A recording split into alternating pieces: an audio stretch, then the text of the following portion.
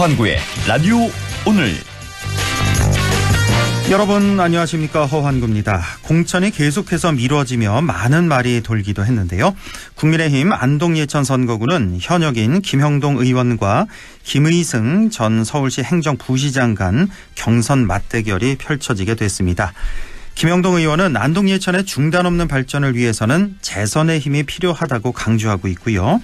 김의승 후보는 안동 예천의 위기는 인물 부재라며 새 인물론을 내세우고 있습니다. 권용수 건국대 교수, 김명호 전 경북도 의원, 안형진 변호사, 황정근 전 국민의힘 중앙윤리위원장은 공천을 신청했지만 경선에서 배제됐는데요. 어느 후보에게 힘을 실어줄지도 관전 포인트입니다. 경선은 1000명 표본 중 당원 투표 50%와 일반 국민 투표 50% 여론조사로 진행되고요. 일정은 12일, 13일 양일간이 유력해 보입니다. 본선보다 더 흥미진진한 예선이 될 것 같네요. 3월 5일 화요일 라디오 오늘 광고 듣고 시작합니다.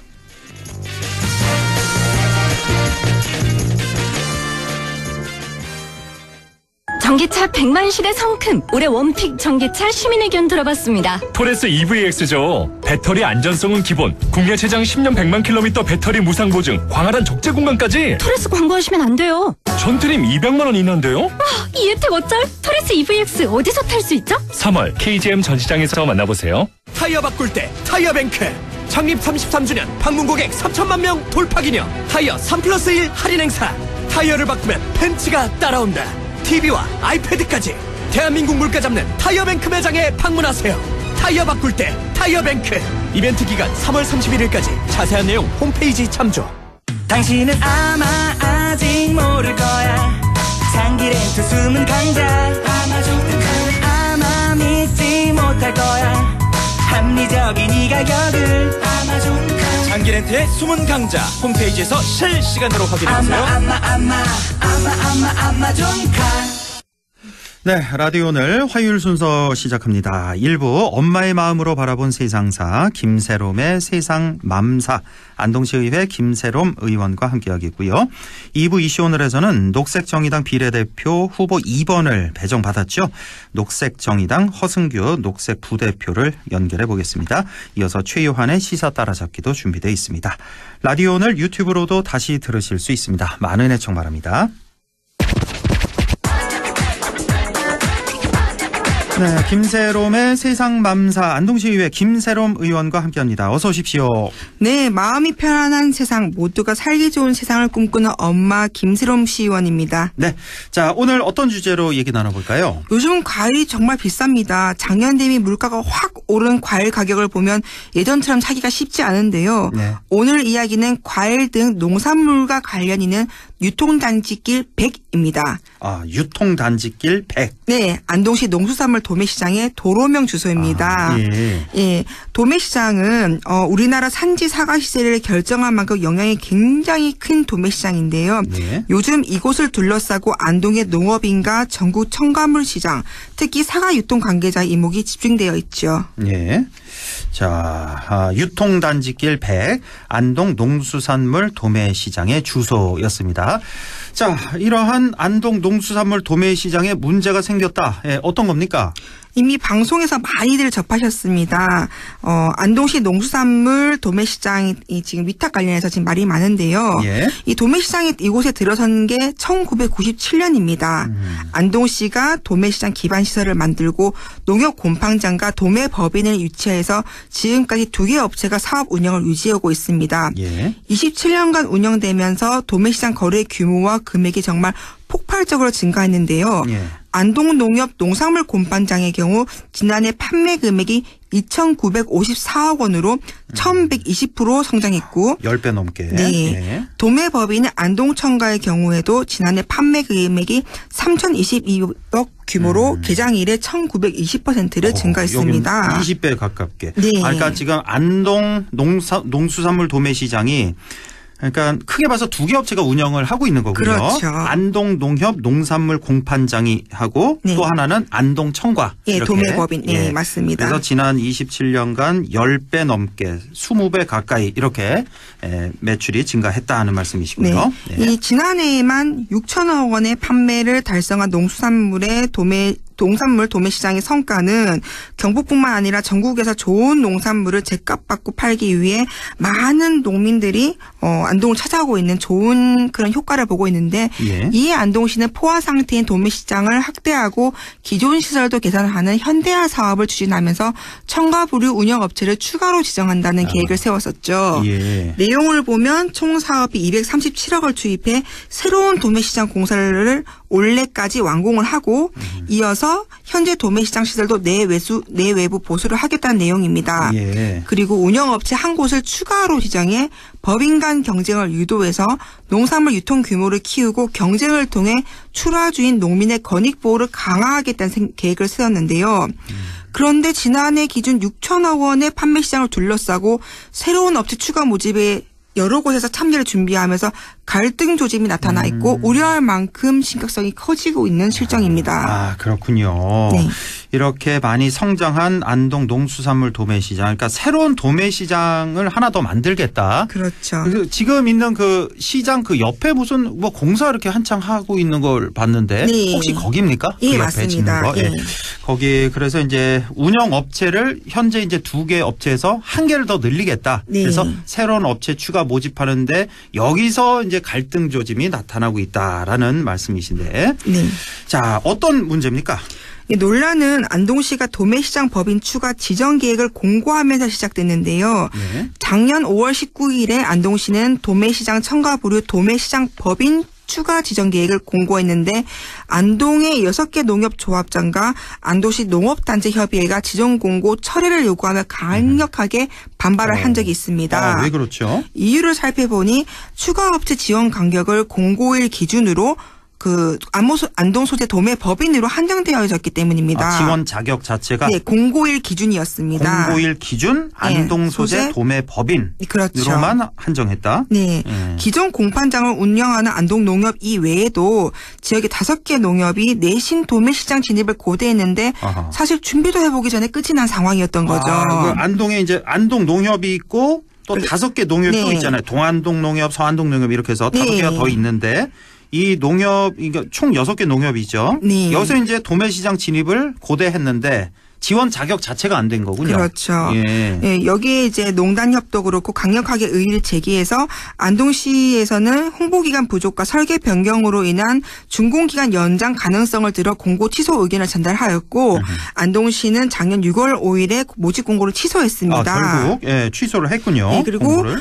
또 시의회가 1년의 이런 과정에 절차적 정당성을 조사하기 위해 작년 6월 12일에 안동시 농수산물 도매시장 운영에 관한 행정사무조사 특별위원회를 구성했고 현재까지 특위가 이어지고 있습니다. 아, 그래요. 우리 혹시 김세롬 의원 여기 특위 활동하고 아니요, 있습니까? 여기는 저는 아니고. 안 들어갔습니다. 워낙 활동하는 곳이 많아서 여기는 이제 빠졌는데 네. 일단은 이 내용들 전체적으로 다 의원들이 다 공유를 하고 있겠군요. 네, 하고 그래서 잘 있습니다. 알고 있겠네요. 예. 자, 그런데 도매시장 법인 추가 지정이 왜 이렇게 논란이 되는 건가? 이게 좀 의문인데. 네. 자, 지금 안동시하고요. 또 농민단체, 농협의 입장이 아주 첨예하게 맞서고 있는 상황이죠. 예, 맞습니다. 도대체 그러면 제3도매시장 운영업체는 누가 되어야 하는가? 예. 이 문제의 핵심 사안은 그동안 수면 아래에서 잠복해 있다가 올해 2월에 안동시에서 이제 주최를 해서 공론화되었는데요. 예. 안동시와 농민단체, 농협의 각각 입장이 첨예하게 맞서고 있는 상황에서 도매법인은 개별 사업자인 특성상 한 목소리를 결집해서 내지 못하고 있습니다. 네. 사실 법률적으로 같은 문구를 두고도 해석차가 크고 복잡한데요.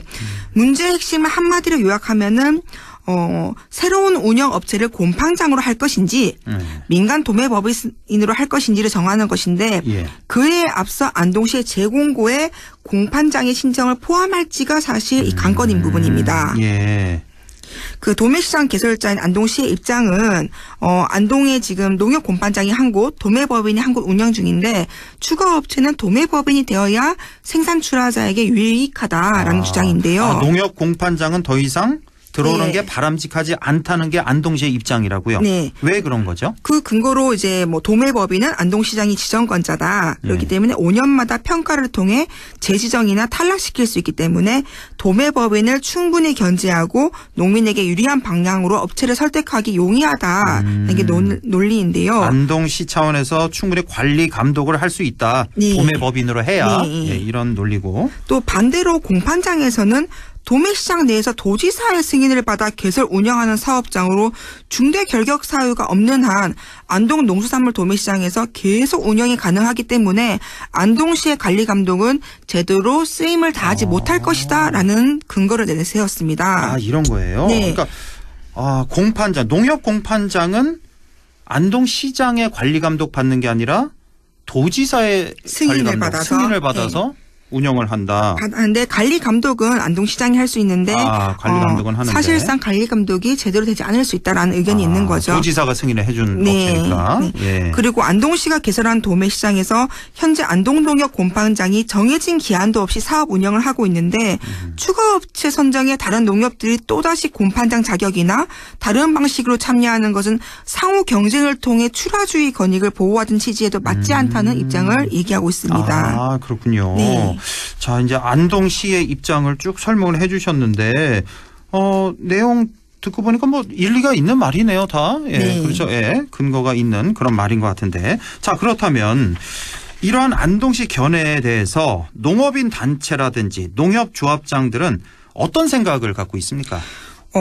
5대 농협조합장 협의회와 농업인 단체 협의회는 안동시의 주장은 법률 해석에 문제가 크다라는 입장을 내세웠는데요. 예. 농안법이라고 있습니다. 농수산물 유통 및 가격 안정에 관한 법률이 있는데 예. 이 농안법에는 공영 도매시장을 운영하는 업체로 도매시장 법인과 공판장, 시장 도매인, 공공출자 법인이 다 가능하다고 명시되어 있습니다. 법률상에. 예, 그리고 다른 지자체에서 공고를 낼 때도 보면 이 부분이 다 빠지지 않고 들어가 있는 곳이 대부분인 상황인데요. 예. 그럼에도 안동시가 제3 운영 방식을 도매시장 법인으로만 한정하여서 공고한 것은 나머지 운영 주체들에게는 기회조차 주지 않는 아주 불공평한 편법이고 공정한 기회조차 발탈당한 것이 아니냐라는 입장입니다. 예. 또 농협 공판장은 또 도지사 승인 권한인 게 또 부분이 또 얘기가 되고 있습니다.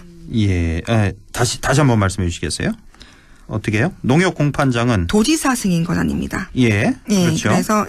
그래서 공판장을 포함해서 지정 공고를 할 수 없다는 안동시의 주장은 사실 별개의 사안이다라고 주장을 지금 하고 있는 입장입니다.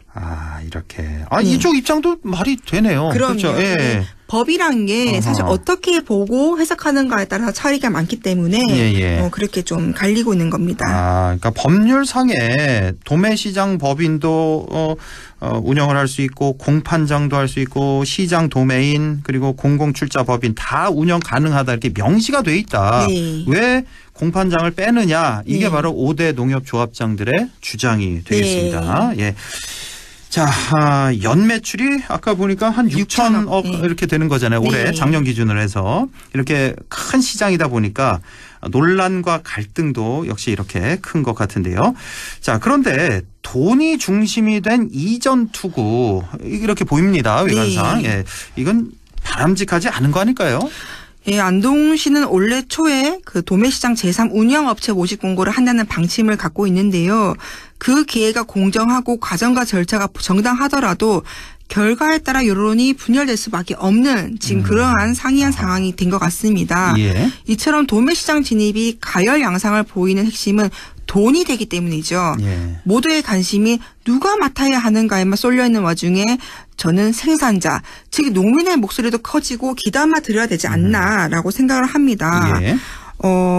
돈만 보이고 농업과 농민을 뒷전으로 여기는 상황으로 전개가 된다면은 경북을 넘어 전국 농민의 선택을 받아온 안동 농수산물 도매시장이 새로운 도약은커녕 이전 투구로 인해 나락으로 떨어지지 않을까 하는 걱정이 크게 됩니다. 예. 우리 농민들의 목소리가 중요하다는 말씀이신데 혹시 이것도 알아보셨는지 모르겠는데 농민들은 어느 쪽 주장을 지금 받아들이고 있는 겁니까? 어느 쪽 편에 더 많이 가 있어요? 생각이 다 다르신데요. 다 다르겠죠. 일단은 기본적으로 열리게 농안법에 기초적으로 해야 되지 않겠느냐. 안동 씨의 해석이 그런데 농안법 상위법에 그런데 그렇게 하면 되겠느냐라는 의견을 저는 개인적으로 많이 들었습니다. 개인적으로. 뭐 조사를 해보신 건 네. 아니니까 개인적으로 그러니까 그 농민들의 입장은 그 농협 공판장도 역시 이 경쟁에 문을 열어줘야 된다. 네. 이런 농협 입장이군요. 공판장뿐만 아니라 네. 사실 다 되면은 농민들도 이걸 함께 시도를 하거나 할 수 있는 게 있는데 그런 여지가 전혀 없기 때문에 기회조차 주지 않는 거에 대한 얘기가 굉장히 많습니다. 농민들이 여기 보니까는 자격 조항이 시장 도메인도 할 수 있고 그렇죠. 공공 출자 법인도 가능하니까 네, 맞습니다. 문을 다 열어둬야 된다. 네. 이런 의견이 많다는 말씀이시고요. 네. 자, 오늘 이렇게 안동시 농산물 도매시장 얘기 나눠봤는데 오늘의 맘스 생각 정리해 주신다면요? 네, 어떤 식으로 결론이 쉽지는 않지만 안동시는 법률적 검토를 철저히 하고 법의 테두리 안에서 기회는 공평하고 과정과 절차는 공정해야 되지 않나 생각합니다.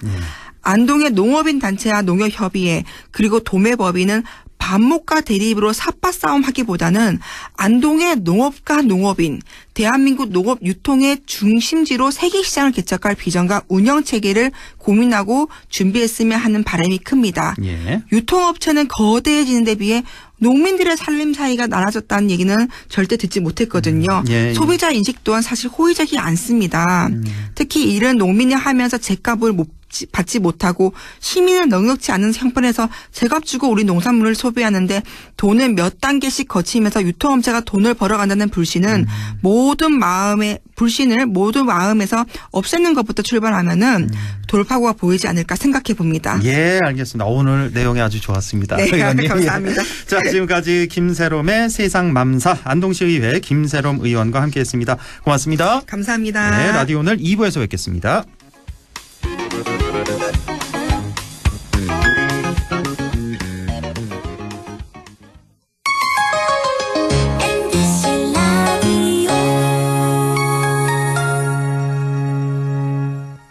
가구 살 땐 꼭 한번 가보자.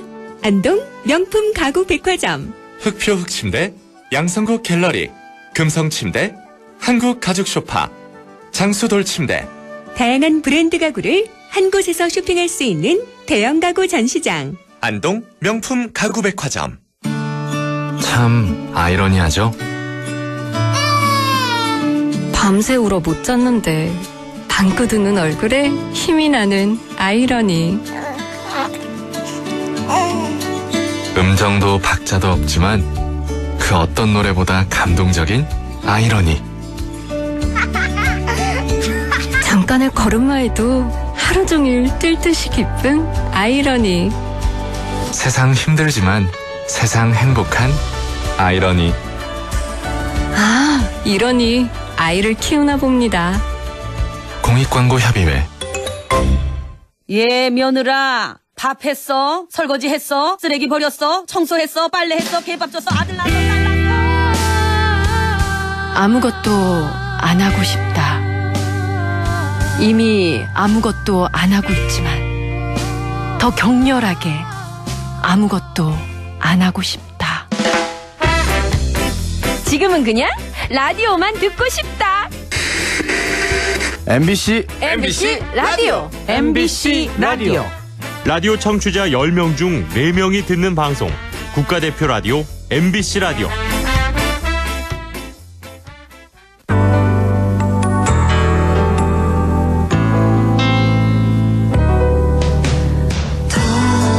어렵던 날도 많았죠.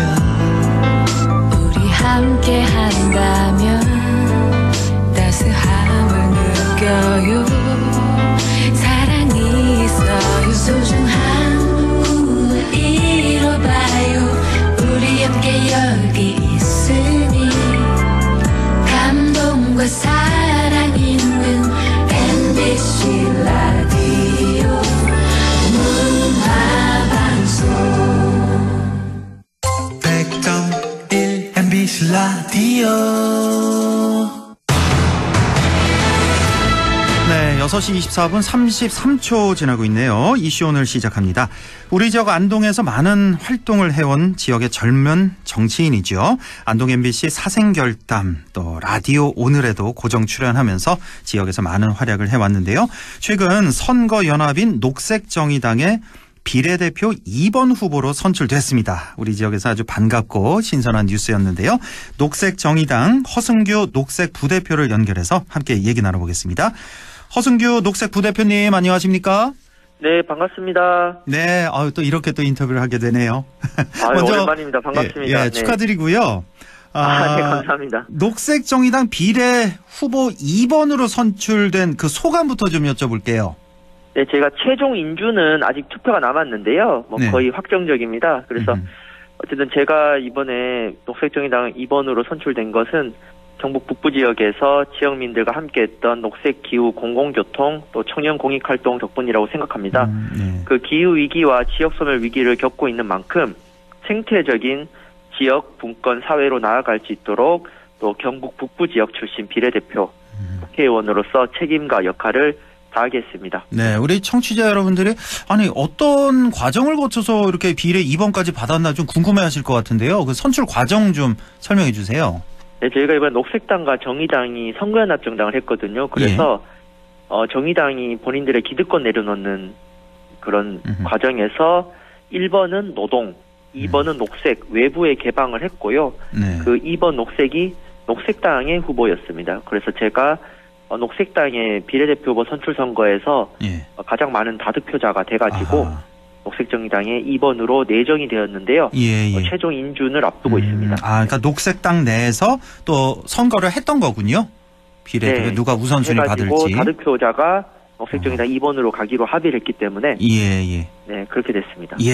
자, 우리 허승규 후보 하면 이제 녹색당 경북도당 공동운영위원장이고 또 안동에서 시의원으로 출마하신 적도 있고 또 우리 방송에도 매주 출연해서 우리 청취자 여러분을 잘 알고 계시겠지만 그래도 모르시는 분들도 많이 계실 거예요. 본인이 어떤 사람인지 소개를 좀 해주신다면요. 네, 저는 경북 안동에서 태어나고 자랐고요. 대학 시절과 졸업 이후 첫 직장 생활을 서울에 사다가 다시 안동에 와서 청년 자립 활동, 또 지속 가능한 지역 사회를 위한 기후 생태 환경 활동, 그리고 버스 타기 좋은 안동 등 공공교통 운동을 했고요. 또 두 번의 시의원 출마를 통해 녹색 정치 활동을 했습니다. 낙선했지만 녹색당 소속으로 많은 득표를 주셨고요. 어쨌든 버스 타기 좋은 안동, 기후위기 안동 비상행동, 또 강남동 주민자치회위원 등 지역에서 꾸준히 녹색 가치를 실천해 왔습니다. 그래서 우리 지역민들이 정치인 허승규를 키워주셨다고 보시면 됩니다. 네. 지난 그 시의원 출마 이제 2번 하셨는데 2번 다 아주 아깝게 떨어졌던 그런 기억이 있는데 맞죠? 네, 제가 더 노력했어야 되는데, 그 2인 선거구에 3등으로 낙선했고, 그 강남동에서는 1등을 했지만, 어쨌든 떨어졌습니다. 네. 강남동만 보면 1등이었어요? 네, 25%라는 득표를 주셨는데, 국민의힘 후보들 다 제치고? 국민의힘 후보는 강남동에서는 다 앞섰습니다. 그렇군요. 그것도 몰랐네요. 자, 이번 선거에서 이제 녹색당이 정의당과 이제 합친, 그래서 이제 녹색 정의당으로 이제 불리고 있는데, 녹색 정의당의 탄생 의미하고 배경 좀 설명해 주신다면요? 네, 현재 그 기득권 정치 구조에서 기후 정치라든가 녹색 정치를 실현하기 위해서는 그 녹색당 단독으로는 좀 어려운 부분이 있습니다. 그 녹색당은 2011년 일본 후쿠시마 핵발전소 사고 이후에 창당했고, 이런 생태 위기, 기후 위기의 근본적 원인을 정치를 통해서 풀려고 했는데 어쨌든 기득권 정치 구조의 벽이 높았습니다. 그래서 이웃정당인 정의당, 또 진보정당인 정의당이 한국 사회에서 오랫동안 노동이라든가 사회적 약자들의 삶을 대변해 왔기 때문에 두 당이 이제 선거연합을 통해서 21세기 진보 가치인 녹색 정치를 실천해보자고 했고요. 그 정의당도 최근에 몇 년간 존재감이 많이 약해졌는데 녹색이라는 가치 그리고 본인들의 기득권인 비례대표 그 당선권 순번을 노동과 녹색에 개방함으로써 현재 선거연합 정당이 만들어져서 활동하고 있습니다. 이제 정의당이 현재 이제 국회의원이 5명인가요? 6명이 있잖아요. 그러니까 아무래도 6명이죠. 6명이죠. 그래서 아무래도 더 이제 덩치가 큰 당인데 이번에 좀 양보를 해줬다 이렇게 봐도 되겠군요. 정의당 쪽에서. 네, 기득권 그렇죠? 내려놓기이자 또 정의당의 혁신, 재창당의 과정으로 선거연합정당이 추진이 되었습니다. 녹색정의당은 이번 선거연합정당이죠. 이제 완전히 합당한 건 아니고요. 녹색당과 정의당이. 네, 일시적으로 선거 기간에 연합정당 구성한 거고 녹색당은 그대로 있습니다. 선거 끝나면 당선자가 녹색당으로 복귀를 하게 됩니다. 당선자 녹색당 복귀하고 또 정의당에서 또 이제 뭐 3번, 4번 나오면 또 정의당 의원으로 또 활동을 하게 되는 거고요. 네. 자, 녹색정의당 이제 다가오는 총선에서 자, 과연 목표는 어떻게 설정하고 있습니까? 네, 지금 기성 정치권 뉴스 권력 다툼, 공천 갈등이 주로 이슈입니다. 친명이냐, 반명이냐, 친윤이냐, 비윤이냐, 제3지대, 4지대, 5지대 나오고 있는데, 저희 녹색정의당 이러한 정치 자체를 바꾸는 게 목표입니다. 기후위기 시대에 탄소 중립을 달성하고, 사회적 약자들의 삶을 지키기 위해서 에너지 전환 어떻게 할 것인가, 도시와 농촌 상생하는 먹거리 체계 어떻게 구축할 것인가, 지역 간 교통 불평등 어떻게 해소할 것인가, 말 그대로 민생 이슈가 되는 정치를 하려고 하고 있고요. 그렇게 되려면 이제 기득권 양당 바깥에 지속 가능하고 생태적인 녹색 정치가 국회로 들어가야 됩니다. 그래서 세상을 바꾸는 3.5%라는 말이 있습니다. 3.5%의 시민들이 모이면은 세상이 바꿔진다고 하는데 계산해 보니까 국회에서는 10석입니다. 그래서 최소한 10석 정도는 녹색정의당이 국회로 가야 녹색으로 정의로운 국회 갈 수 있지 않나 싶고요. 개인적으로는 20석 교섭단체까지 되면은 국회 상임위원회라고 20개 정도 있습니다. 상임위원회에 한 명씩 들어갈 수 있기 때문에 한 20석 이상까지 가야 되는데 저희가 더 분발해야 될 것 같습니다. 10석에서 최대 20석까지도 노리고 있다라고 하는 건데 글쎄 근데 10석을 얻으려면 비례 득표를 몇 퍼센트를 해야 되는 겁니까? 이거 20% 이상 돼야 되는 거 아닌가요? 원래는 저희가 이제 준연동형이라고 지지율을 반영을 하면은 한 10% 가까이 나오면은 15석 정도 얻어야 돼요. 그런데 지금 거대 양당이 위성정당을 만들어 가지고 그렇죠. 저희 녹색정의당 표를 뺏어가게 됩니다. 그래서 어쨌든 그 정도 나와야 됩니다. 그러니까 20% 이상이 나와야 10석이 될까 말까인데 실제로는 더 많이 가져갈 수 있는데요. 그렇죠. 두 자릿수가 나와야 됩니다. 원래 준연동형 취지대로만 간다면 그게 되는 건데 이제 거대 양당이 이제 위성 정당을 내세우면서 이제 현실적으로는 좀 힘든 그런 목표가 된 건데 이것도 좀 여쭤보고 싶네요. 지난 주말이었죠. 이제 조국혁신당이 창당을 했잖아요. 저도 그 과정을 조금 이제 지켜봤는데 상당히 아주 큰 호응 속에 창당 대회를 열던데 지금 녹색 정의당 입장에서 보면 민주당도 아니고 국민의힘도 아니고 조국혁신당이 가장 큰 걸림돌이 되지 않을까. 왜냐하면 같은 진보 지지층들 많이 흡수해 갈 테니까. 좀 그런 생각은 안 해보셨습니까? 조국혁신당에 대해서는? 네, 조국혁신당이 아니라 모든 정당들이 다 저희랑 이제 건강한 경쟁의 대상이죠. 여기서 중요한 것은 각 정당이 어떤 가치를 대변하고 있는 것입니다. 그래서 기후위기라든가 노동의 문제라든가 생태의 문제, 지역 소멸에 있어서 가장 오랫동안 미래지향적인 대안을 제시해온 세력이 누군가 했을 때 우리 시민들이 판단할 것 같아요. 그러니까 조국 신당이 중요하게 생각한 이슈들이 있겠죠. 검찰 개혁이라든가. 근데 검찰 개혁이 중요하지만은 검찰 개혁만으로 기후위기가 되겠습니까? 지역 소멸 해결할 수 있을까요? 대중교통 문제 해결할 수 있으니까 그런 대안들이 있는지는 그건 조국 혁신당이 답변을 해야 된다는 것이고 어떤 조국 법무부 장관의 명예회복이라든가 어떤 검찰에 대한 개혁만으로는 그것이 우리 사회에 필요한 부분도 있겠지만은 더 근본적인 우리 사회 위기를 해결하는 데 있어서 더 미래지향적인 비전을 제시해야 될 것이고 그거는 조국 혁신당이랑 녹색정의당만의 문제가 아니라 기득권 양당 모두가 고민해야 되는 문제라고 생각합니다. 그러니까 조국 혁신당과는 우리 녹색 정의당이 지향점이 완전 다르다. 그걸 유권자들이 알아주실 것이다. 이런 말씀이시군요. 그러니까 어떤 분들은 그런 거죠. 이제 조국 혁신당을 지지하면서도 녹색을 지지할 수도 있고. 그렇죠. 이거는 아예 그냥 층위가 다른 문제라고 생각합니다. 어쨌거나. 조국 혁신당이 우상하는 가제와 녹색정의당이 더 중요하게 생각하는 가치가 다를 수는 있는데 지지자들은 뭐 중첩될 수는 있겠죠. 예. 국민의힘 또 뭐 민주당도 마찬가지라고 생각합니다. 그렇죠. 예. 자, 이번 녹색정의당의 총선 공약이 뭐 여러 가지 있을 텐데 대표적으로 한 가지만 좀 설명해 주신다면요. 저희 3대 기조입니다. 기후위기 해결, 예. 불평등 해소, 자치분권 실현인데 또 지역 방송이다 보니까 이 자치분권, 지방분권을 하는데 예. 전부 미래지향적인 공약들이 아닌 게 많아요. 예를 들어 이제 선진국계에서는 지금 탄소 중립이 대세다 보니까 항공 수요를 철도 등의 대중교통으로 대체하는 분위기거든요. 예. 근데 우리나라는 좁은 국토에 동네마다 공항이 많아요. 역주행하고 있고 지금 지방 공항들 적자가 많습니다. 그래서 녹색정의당은 그 무분별한 신공항 건설 예산 대신에 교통기본법, 버스 공영제, 무상교통이라든가 이런 데 돈을 써야 된다.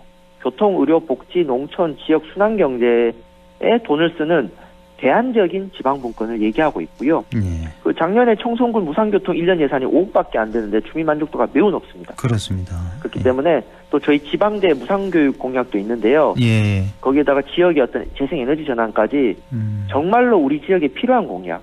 이를테면 안동에 국제 컨벤션 센터 지어가지고 지역 소멸에 얼마나 보탬이 되었을까요? 예.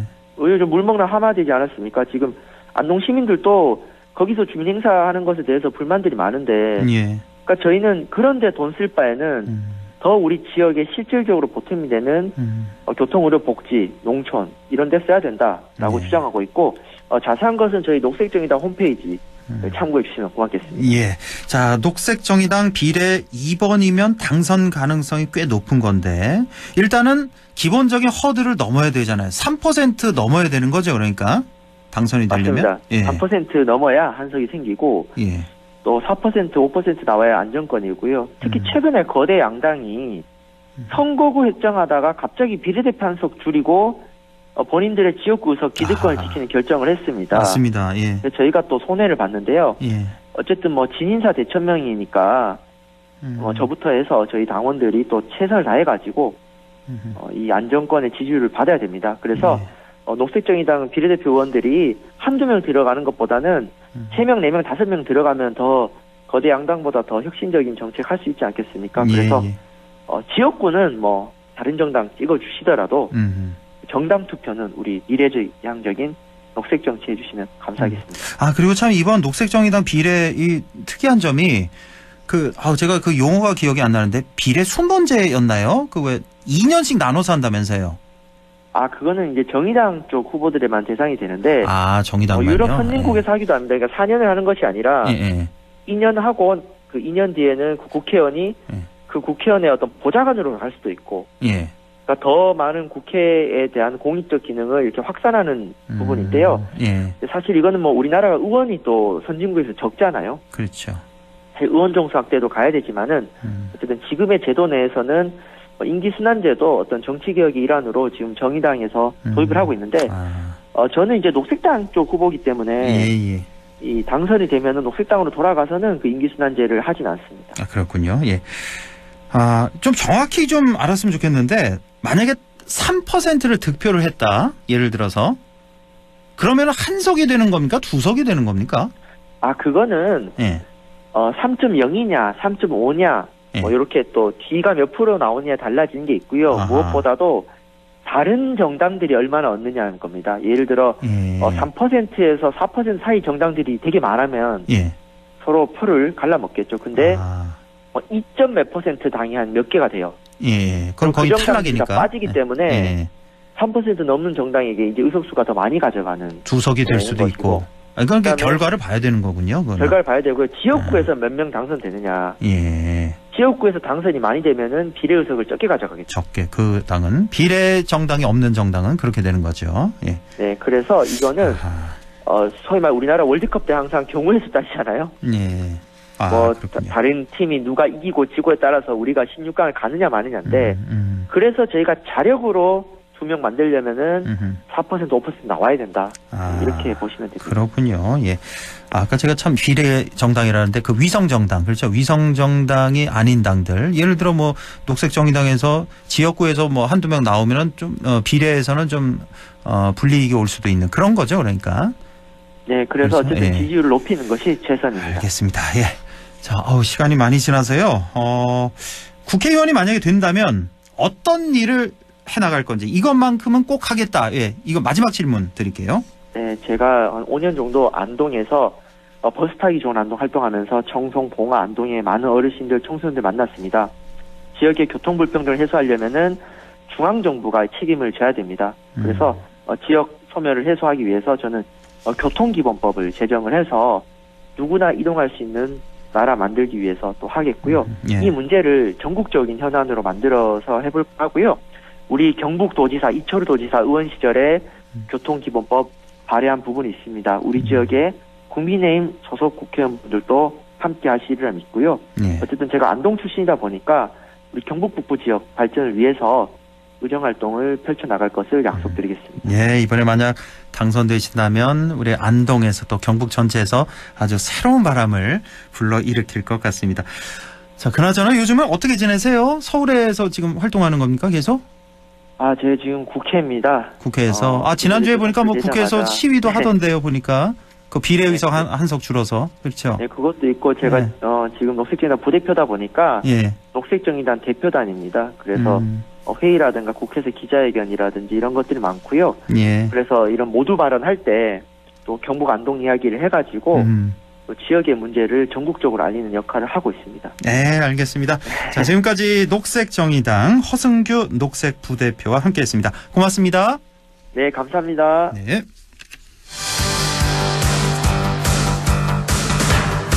네, 시간이 많이 지났네요. 최요한의 시사 따라잡기 시작합니다. 오늘은 나토의 현재라는 주제로 최요한 시사평론가와 함께하겠습니다. 안녕하십니까? 예, 반갑습니다. 최요한입니다. 예, 자, 우선 본론 들어가기 전에 나토에 대한 사전 지식이 좀 필요할 것 같아요. 예. 나토란 무엇이고 언제 창설됐는지요? 나토는 1949년에요. 미국, 영국, 캐나다, 프랑스 등 12개의 나라가 결성한 군사동맹입니다. 북대서양조약기구라고 부르죠. 예. 원래 목표는 2차 세계대전 이후 공산주의 국가연방인 소비에트 연합의 확장을 막는다. 이게 목표였습니다. 그래서 한 국가에 대한 공격, 회원국은 한 국가에 대한 공격을 회원국 전체에 대한 침공으로 간주한다. 그러니까 같이 군사행동을 한다는 것이죠. 예. 그래서 러시아의 우크라이나 침공할 때 2022년 2월 달에 밀접해져 있기 때문에 우크라이나 아직 나토 회원국은 아니지만 그래서 굉장한 직접적 위협이다라고 비상을 건 적도 있습니다. 군사동맹이다. 예. 한마디로. 그러니까 그 회원국 중에 어느 나라가 침공당하면 내 나라가 침공당한 것만큼 같이 나가서 싸우는 그런 군사동맹. 바로 나토다라는 얘기고. 그러면 24년 현재 나토 회원국이 이번에 가입한 스웨덴을 합쳐서 32개 나라라고 하던데요. 예. 어떤 국가들이 있습니까? 예, 1991년 소련 붕괴 이후 그 동유럽 국가들이 대거 유입이 됩니다. 알바니아, 불가리아, 헝가리, 폴란드, 체코 엄청나게 그 유입이 되면서 지금 32개, 스웨덴까지 32개 나라가 됐는데 원래 말씀드렸던 대로 서방의 군사동맹 맞습니다. 근데 초기에는 이 성격이 명확하지 않아서 심지어는 1954년 3월 달에 소련이 유럽의 안보에 이바지하고 싶다라고 하면서 나토 가입 신청까지 했었어요. 소련이요? 아니 지금 소련에 대항하는 군사동맹인데 거기에 소련이 배경이 들어오겠다? 있어요. 뭐냐면은 그때 이 서방 국가들이 이런 지하에 뭔 소리하고 거절한 게 아니라 회원국 간의 경론 끝에 반려를 했습니다. 이게 배경이 뭐냐면은 1953년에 그 악명 높은 소련의 독재자 스탈린이 사망을 합니다. 그러니까 당시 사망하고 난 소련 지도부가 숨도 제대로 못 쉬던 스탈린 시절을 벗어나서 이 억압적인 사회 분위기를 좀 풀자. 서방과의 긴장관계도 풀고 그동안 군사 말고 등한시했던 농업이나 경공업 양성에 좀 살만한 나라를 만들자라는 생각이었었어요. 이 방법이 뭐냐? 나토에 가입하는 거다. 이렇게 생각했더라는 겁니다. 근데 이후에 후르츠초프가 후계자 자리를 이어받으면서 스탈린과 똑같이 독재를 했거든요. 동유럽 민주화 움직임 탄압하고 군비 중강하고 그러면서 만든 게 나토에 대항해서 만든 게 바르샤바 조약기구입니다. 들어봤어요. 예, 바르샤바 들어보셨죠? 조약기. 예. 학교 다닐 때 바르샤바 조약 기구가 네. 소속한 국가들이 나중에 소련이 붕괴되고 나서 러시아를 제외하고 대거 다시 나토로 갈아타게 됩니다. 그래서 제가 아까 말씀드렸던 알바니아, 불가리아, 헝가리, 폴란드, 체코 이런 나라들인 것이죠. 아, 여기 대부분 다 공산국가들 아닌가요? 맞아요. 동유럽 공산국가들이 나토에 다 가입했고 하마터면 소련마저 나토에 가입할 뻔했다. 근데 만약에 이때 소련에 가입했더라면 나토라는 이 군사 동맹이 이 성격 자체가 바뀌었겠네요.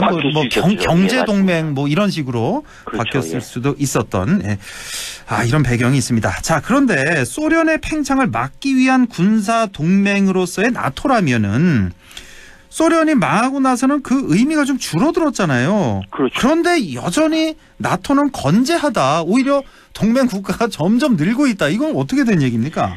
이게 소련 해체와 함께 냉전 끝나고 바르샤바 조약기구도 나토와 맞서 싸우다가 없어졌어요. 공식적으로 91년 7월 1일 날 해체 선언을 했는데 그때 미국이 소련과 이야기하기를 약속을 하기를 나토는 1990년 수준에서 더 확장하지 않는다 약속을 했어요. 근데 명문화하지 않은 겁니다.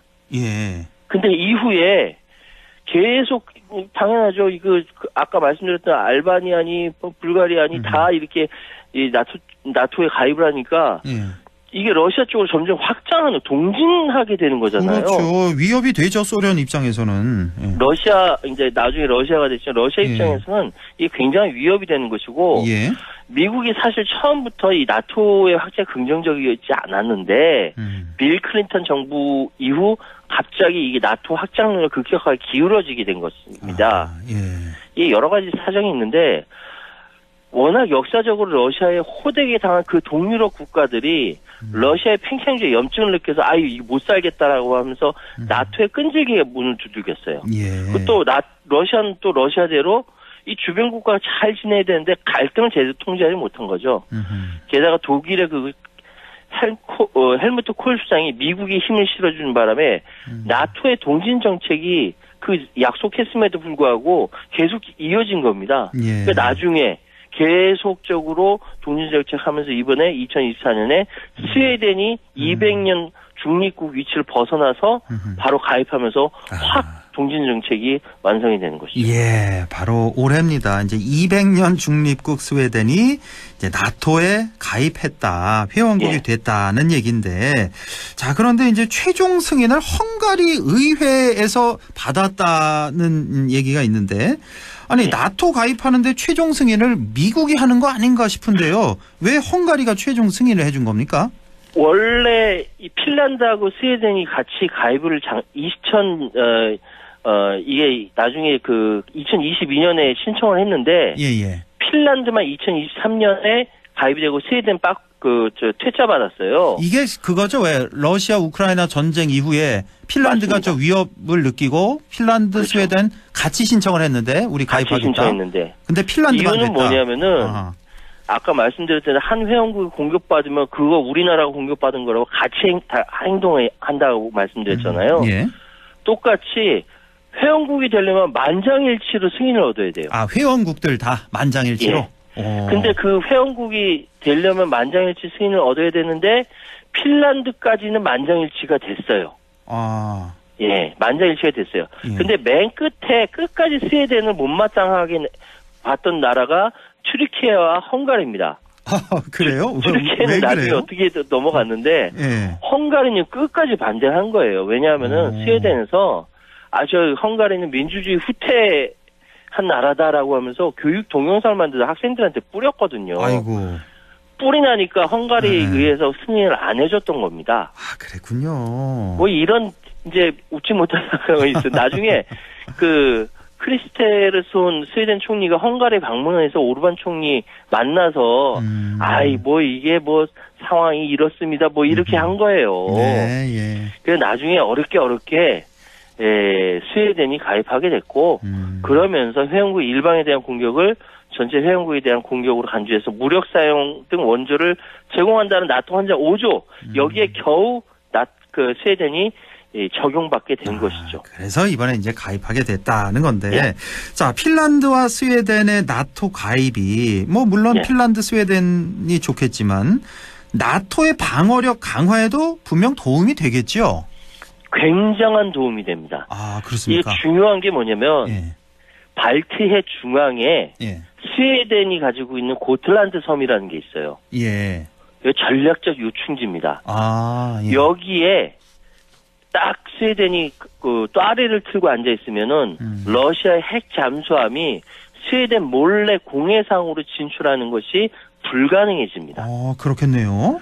더군다나 스웨덴의 첨단 방산업체는 발트해 지형에 특화된 전투기와 해군 초계함, 잠수함을 자체적으로 조달할 수 있고요. 예. 나토가 이를 10분 활용한다.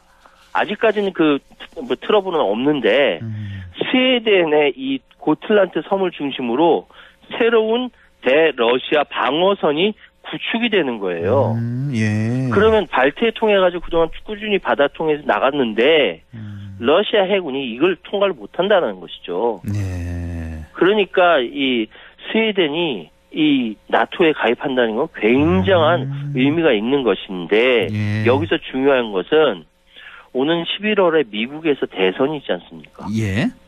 트럼프와 바이든이 싸우게 되는데 특히 도널드 트럼프는 뭐라고 얘기하냐면은 자, 그 나토 회원국들 중에 방위비 지출 규모가 국내 총생산의 2%에 못 미치는 회원국은 집단 방위 대상에서 제외한다. 이렇게 얘기해버린 거예요. 그러니까 트럼프가 우리나라만 돈 밝히는 게 아니라 전 세계를 다 향해서 그러는군요. 미국의 패권국 지위 유지에 나토 동맹이 기여한다라는 생각을 1도 안 하는 거예요. 근데 지금 알아보니까 32개 나라 중에 GDP 2%의 목표 달성한 곳이 나토 32개 나라 중에 11국밖에 안 되거든요. 그래, 3분의 2가 미달하는군요. 그러면 이거 어떻게 되는 거냐면 나토가 붕괴된다는 거예요. 집단 방위에서 제외된다는 거는. 근데 트럼프는 여기에 대해서 이렇게 때리고 있는 겁니다. 참 재밌는 사람이에요. 이거는 어쨌든 유럽 방위에 대한 한 트럼프가 당선됐을 경우 바뀌는 부분의 한 부분에 불과합니다. 아, 그렇군요. 자, 이렇게 되자. 자, 이제 위협을 점점 이제 목을 좀 살짝 이렇게 조여오는 것 같은 러시아 입장에서는 가만히 앉아서 당하고만 있지는 않을 것 같은데요. 그렇죠. 푸틴 입장에서 굉장히 기분 나쁜 게 미국이 3번씩이나 거짓말을 한 셈이 되는 거거든요. 그러니까 근데 푸틴도 만만치 않은 사람이에요. 그래서 14년 전에 폐지한 2개의 군관구, 일종의 군사 지역입니다. 모스크바 군관구와 레닌그라드 군관구를 다시 창설했어요. 군사 조직을 정비한다 해서 창설했는데 이게 어떤 의미냐면은 단기적으로는 우크라이나에서 군사작전에 대한 통제권을 강화하는 한편 장기적으로는 나토와의 대규모 재래식 전쟁 가능성에 대비한다. 푸틴 무서운 사람입니다. 나토와도 정면으로 전쟁하겠다. 이렇게 얘기하는 전략적으로 그래서 2개의 군사 지역을 만든 겁니다. 예. 뭐 제2의 바르샤바 조약기구 이런 창설 움직임은 아직은 없고요. 아직 또 모르는 거죠, 또 앞으로. 자, 그러면 우크라이나 전쟁 관련해서 자, 지금 나토 회원국들이 우크라이나에 제공하는 무기는 어느 정도나 됩니까? 나토 회원국들이 러시아와 직접적으로 충돌하는 걸 원하지 않아요. 그래서 나토 이름으로 무기 지원하는 건 없는데 미국이나 영국, 독일, 튀르키예라든지 이런 나라에서 뭐 대전차 무기니 미사일 방어시설 이런 것들을 계속 이제 제공을 하고 있죠. 그러면서 네덜란드는 F-16 전투기 18대 지원한다 뭐 이런 얘기까지 있는데 직접적으로 충돌하는 것은 위험하다라고 판단하고 있기 때문에 그 직접 군사 행동은 하고 있지 않습니다. 우크라이나의 직접 파병은 어떻습니까? 파병한다. 이 원래 슬로바키아 총리가 파병 검토한다라고 얘기했다가 난리가 났었고요. 아, 그래요. 그 마크롱 프랑스 대통령도 파병인지 아닌지 뭐 이상한 일. 나는 프랑스가 그에 찬성하지 않는다고 절대 말한 적이 없다. 굉장히 모호하게 이야기하는 바람에 프랑스 파병하는 거 아니야 난리가 났었거든요. 어쨌든 지금까지는 우크라이나 무기와 경제적 지원은 하되 자칫 더 큰 전쟁을 번질 수 있는 직접적인 군사 충돌은 피해왔고 아마도 당분간 그러지 않을까라는 생각은 해봅니다. 알겠습니다. 지금까지 스웨덴의 나토 가입에 대한 이모저모 알아봤습니다. 최요한 시사평론가와 함께했습니다. 고맙습니다. 예, 감사합니다.